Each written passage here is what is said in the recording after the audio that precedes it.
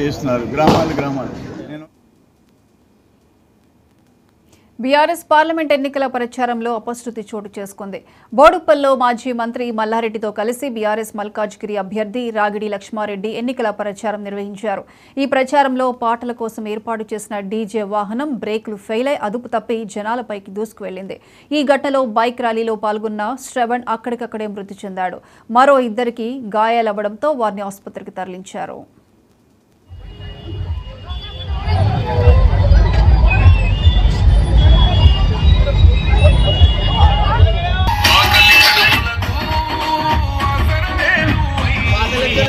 కాంగ్రెస్ కాబట్టి MP election లో తప్పకుండా 10 నుంచి 12 సీట్లు మా కేసీఆర్ గెలవబోతున్నాడు. టీఆర్ఎస్ పార్టీ గెలవబోతుంది. ఇదంతా కూడా ఇప్పుడు మొన్న బస్సు యాత్ర టీవీ 4 గంటలు మాట్లాడితే క్లుప్తంగా చెప్తే ప్రజలకు అంత అర్థమైపోయింది. అరే కేసీఆర్ ఎక్కడ కూడా తప్పు చేయలేదు, కేటీఆర్ ఎక్కడ కూడా తప్పు చేయలేదు, ప్రజలకి మంచి పరిపాలన అందించిండు, మంచిగా ఉద్యోగాలు అందించిండు, అభివృద్ధి చేసిండు.